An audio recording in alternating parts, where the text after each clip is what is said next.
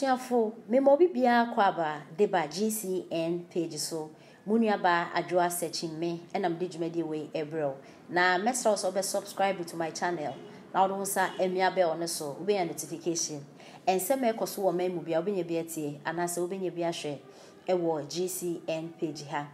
Ura Alan Cash na okase. Na Alan Cash ne se ma okay na ne se eya His Excellency. Na Addo Akoffu Addo. Na se ebeka ya otu kwan kakra ekobo oman Ghana ho bra ekochin aman foforo so ene empenfo ekoto adwen ekosusu ni ama se na ebe ya oman Ghana ebetumi etumpon na akonenim na emu na Uru Alan Cash edit to na oche se eya His Excellency na Addo Akoffu Addo etumi a convince eya investors a omo ewo outside chese omo a omo nsem wo bi omo wo sika omo tumi di business omo a chese omo gina omo nanso His Excellency etumi adada omo agi omo adwen a chese omo ba be business ewo Ghana hanom na youth ne so enye biaye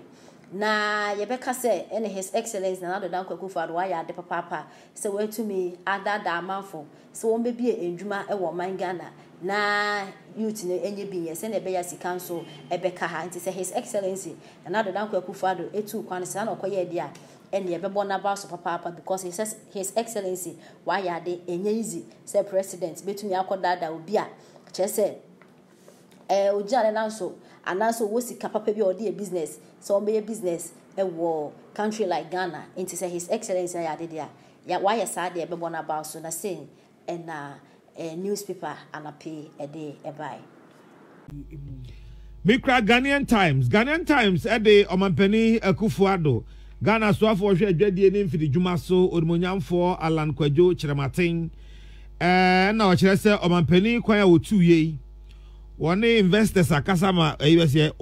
wayobo wo mo ama kyerɛ sɛ wo ma atiase so wo dom sika ba ba ye adwuma wo Ghana asei mbema mabuna nya adwuma ye na afisika so atena oman no emu ɔkyehine osagefo amoatiefo pani na kasa na ɔse he sa mining ho asɛm a ye kan sie pese streamline betimi ama ya toto ne manyina ya hwe wokọ awaso Western North awaso ya two bauxite wo ho at least ya two bauxite nche ho kra no for 50 years ya two bauxite nanim bauxite no omutu no forest o and so say forest no because ko asase deep mining no ye tete okra no ye galamse no say yeso onam daaze and it's no omobo ekwamrem sa no ense asase ense nsuo what I say e de na ba ya say de obi a ye mine opese o ye open pit surface mining kwa no de say ne ma nyina o de alluvia kwenkwen kurikuri e de me nsa e de me fa na alluvia o de me fa no kurikuri o de me fa no kwenkwen now they say ya hwe me say o de obi a asemo a make obeji ho akinye bia o me am drive na free ha akọ awaso o tra ba bia ni a awaso na wo kọ be kwai uduru awaso ho no a people do so ho me say o matu bauxite ho for number of years forest ni ye intact e wo ho e no ma ye belt a e convey o mo load ni nyina e de ba safe place no mo as for ma de e de na asie if konongo cry na ye ka say wo kọ konongo a ho ya o mo sa petri bi ho sa yo mutimitu no nkrofo mu kasam kitchen ni bi ya omo sa eyi ni sa wo a omo tu kofom be 300 feet e omo didim eno ense hwe nzensuo nze hwe sa mine no obetimi aye ne safe na sa surface mining ne de ye dey say ne ma what can you say guy da fe na me be kan fana me mfa inside ya okay me monitor na me okay bona me mfa inside and Herald Obokrata che so kuje to blakwa na eblo alarm o mampeni na Addo ya kasesem pa ewiem hyan o mampeni di tu kwan wo han di tu kwan de na no de call ne France ne Belgium ne South Africa yi o chehwe mu de achese ye boka 2.8 million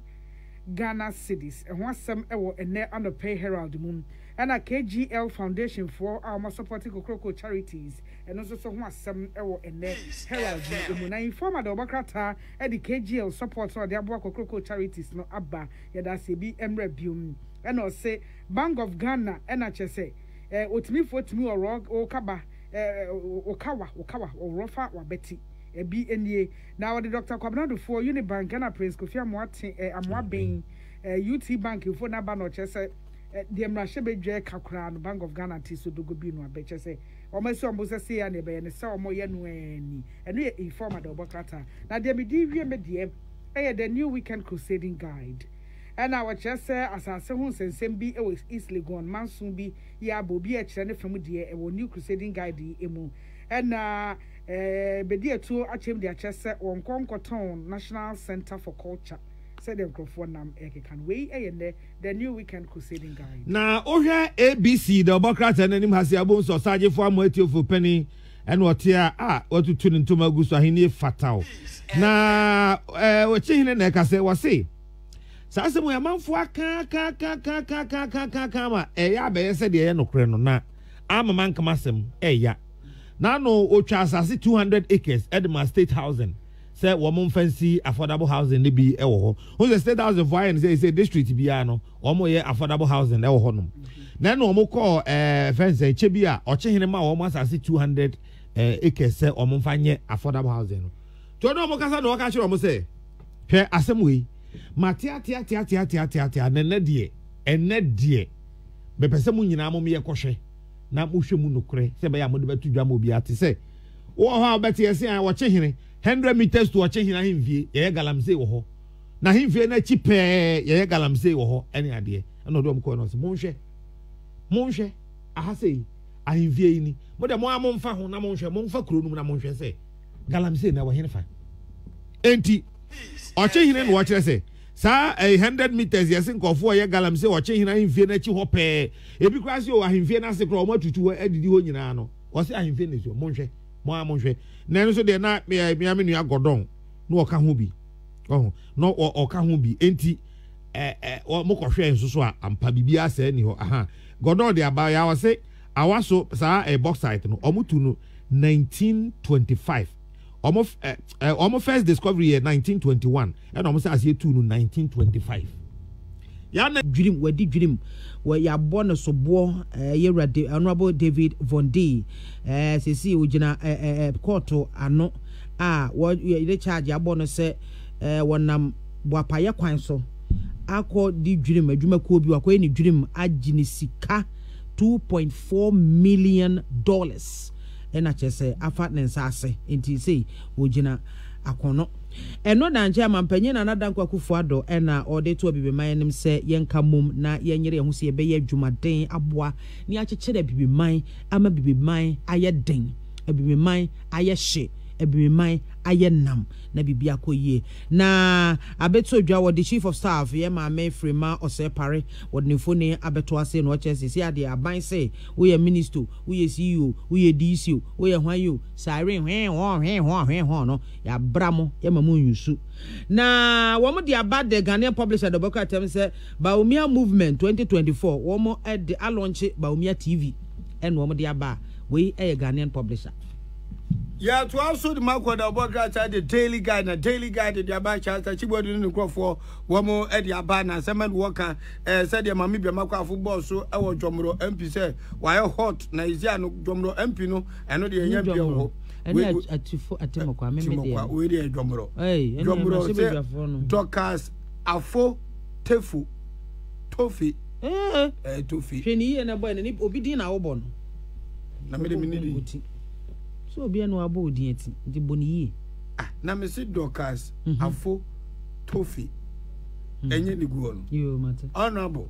na ozi Jomro MP na so ayehye ezan se omususu se dual citizenship che se wo Ghana ni kakra eno yo man so